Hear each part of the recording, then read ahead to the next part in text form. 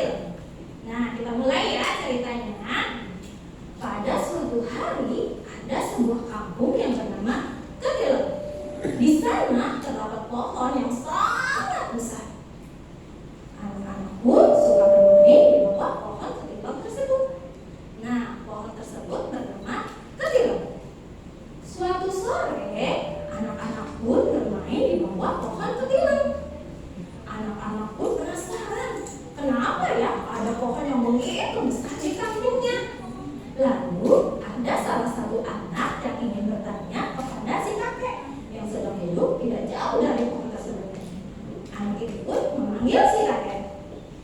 Kakek, sini. Enggak. Kakek, sini. Enggak. Kakek, sini. Enggak. Belum banget si kakek. Akhirnya anak itu pun menghampiri si kakek. Assalamualaikum kakek. Waalaikumsalam cuk. Mau tanya dong. Kok pohon itu besar banget ya kek? Iya besar cuk. Kan kamu sudah lihat sendiri. Muncul lagi deh belabutnya. Akhirnya anak itu pun menghampiri pohon ketilang bersama si kakek. Kek, mau tanya lagi dong. Kira-kira pohon ini ukurannya berapa ya kek? Waduh, kakek juga tidak tahu cuy berapa ukurannya. Wis pokoknya mah gede lah. Akhirnya tiba-tiba Suetum datang. Wah, ada si kakek. Aku kerjain ah. Kakek, assalamualaikum. Waalaikumsalam Suem. Kek, lagi ngapain sih? Enggak lagi ngapa-ngapain Suem. Kek, coba deh lihat pohon itu. Besar banget kan? Kakek bisa nggak peluk pohon itu? Untuk apa kakek peluk pohon itu, Suem? Ya, kali aja kakek bisa peluk pohon itu. Coba deh. Baiklah, kakek akan mencobanya ya, Suem. Coba dilihat dulu ya. Waduh, Suem. Ternyata kakek tidak bisa memeluk pohon ini. Pohon ini terlalu besar, Suem. Oh, kakek tidak bisa memeluk pohon itu ya? Coba deh kakek cium pohon itu. Sirama Suem, si aneh-aneh bayi. Wih, tanya sirama kon diambung Suem. Ih, ya kan? Tanda cinta kita pada tumbuhan kek.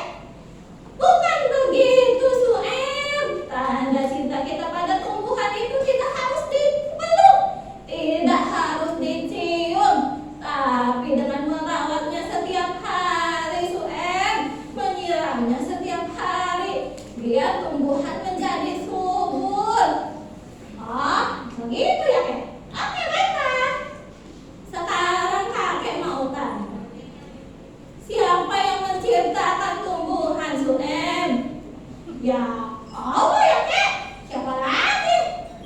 Terus nih lihat di depan ini ada banyak tumbuhan ini. Ini bisa tumbuh dengan subur ini dengan cara apa ini Suem?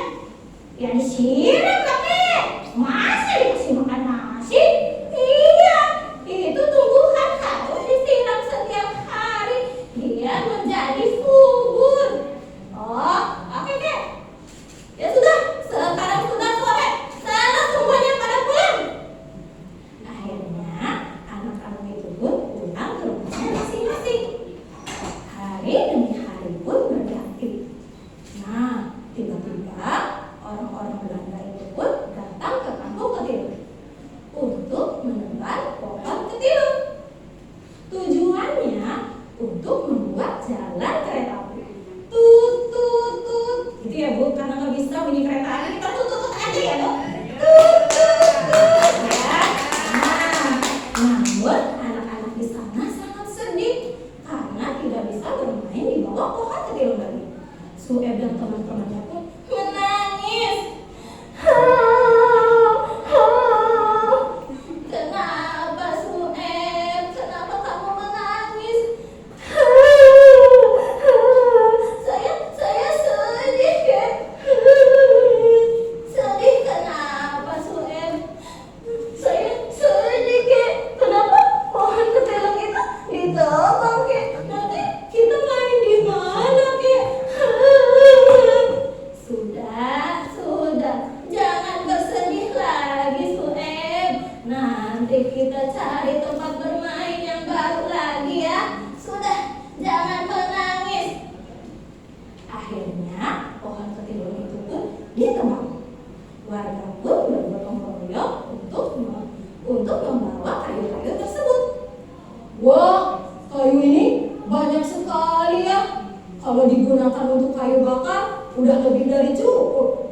Kira-kira kayu sebanyak ini untuk apa ya? Bagaimana kalau kayunya kita bikin beduk saja? Pasti lebih bermanfaat. Oh, iya ya, Kek. Kita bikin beduk saja. Pasti lebih bermanfaat. Akhirnya, kayu-kayu itu pun dibuat menjadi beduk. Nah, beduk itu pun telah jadi dibuat dan disimpan di masjid. Suara beduk itu pun terdengar sangat dahsyat. Duk, duk, duk, duk, duk, duk. Coba Bu yang bisa suara beduk Bu. Saya bisanya begini Bu. Duk, duk, duk, duk, duk, duk. Deh Bu. Nah, suaranya pun terdengar sampai di Kesultanan Banten. Wah, suara apa itu? Dahsyat sekali. Nah, karena penasaran, orang-orang Banten itu pun memesan beduk. Nah, namun sesampainya di sana, beduk itu pun tidak sesuai suaranya. Suaranya yang awalnya begitu dahsyat, tapi sesampainya di sana, beduk itu pun suaranya berkurang, malah terdengar seperti kecipring, cicit-cicit gitu ya Bu ya. Jadi suaranya tidak dahsyat lagi. Akhirnya beduk itu pun dikembalikan kembali ke kampung Ketilang. Nah, karena kecewa, orang Banten itu pun mengambilnya dengan hati yang kecewa. Saya kembalikan lagi beduknya karena suaranya tidak sesuai dengan yang saya inginkan. Kenapa saya kemarin mendengar beduk itu sangat dahsyat, tapi sekarang beduk itu terdengar sangat pelan sekali. Saya angkatkan kembali ke kampung Ketilang. Nah, pas di jalan tiba-tiba ketahuan deh sama orang-orang Belanda. Kulit beduk itu pun disayat habis, dirusak beduknya semua. Sampai saat ini beduk itu pun tidak tahu beradaannya. Nah, kesimpulannya dari cerita ini apa ya teman-teman? Siapa yang tahu kesimpulannya apa? Nah, bahwa kita harus menjaga atau memelihara tumbuhan. Tidak hanya pohon, semua tumbuhan ciptaan Allah. Kita harus merawatnya dengan baik, menyiramnya agar mendapatkan oksigen juga yang lebih baik, agar kita menghirup udara juga dengan segar ya. Nah, cerita kali ini cukup sampai di sini. Semoga para juri dan teman-teman semuanya terhibur. Terima kasih. Wassalamualaikum warahmatullahi wabarakatuh. Waalaikumsalam warahmatullahi wabarakatuh. Itu saja.